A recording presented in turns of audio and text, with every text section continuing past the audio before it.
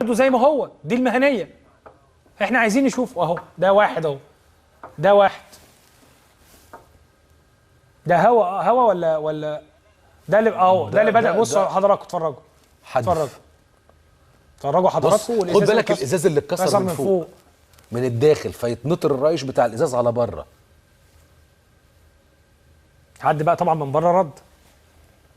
لا حول الله. شفتوا خشب؟ شفتوا لا، وادي الكرسي، ادي الرميه. بص بعد كده بيرموا ميه والخشب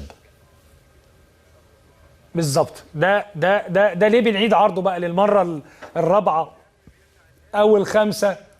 للمره الرابعه او الخامسه بنعيد عرضه، لانه الناس طالبه تشوفه كل شويه.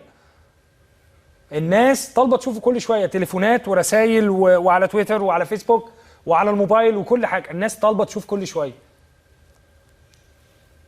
ده منين الاعتداءات بدات؟ منين الاعتداءات بدات؟ شفنا حضراتكم كلكم دلوقتي، شفتوا معانا الاعتداءات. يوسف بقى نشوف الفيديو الثاني بتاع طفايه الحريق. يا ريت.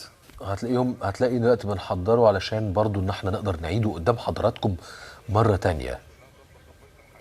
يعني مشهد طفايه الحريق ده ايه هو اهميته؟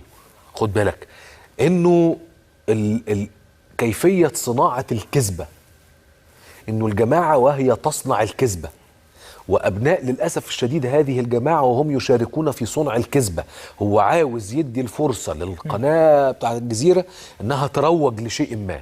فنعمل ايه؟ نخلق المشهد ونبداه من اول وجديد. يخلق المشهد، يجيب طفايه الحريق ويبدا يطلقها في الهواء، تعمل الشكل الضبابي وكانه في قنبله غاز او قنبله دخان تم اطلاقها داخل المسجد، فيبدا يقول لك الحق ده بيعملوا كذا. وبعدين يظهر خطاب تاني يقول لك لا ده الدخان ده لان هم بيحرقوا المسجد.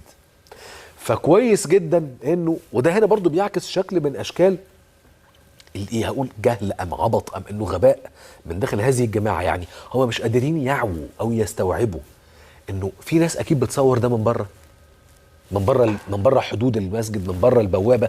حتى لو مواطن عادي بموبايل هيقعد يصور ده وهينتشر، وهيبان انه طفايه الحريق بتنطلق من داخل المسجد وبيضربها في الهواء فوق لاعلى علشان خاطر تعمل هذه الصوره الضبابيه. شايف الكرسي اهو يوسف، شايفه خرج منين الكرسي؟ شايف الكراسي؟ وادي كرسي تاني بيتحدف.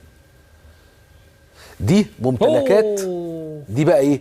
فلوس المسلمين اللي كانوا بيتبرعوا بيها للمساجد، وفلوس وزاره الاوقاف علشان خاطر يتجهز بيها هذا المسجد ويتجهز بيها الاثاث بتاع هذا المسجد. فتاتي جماعه الاخوان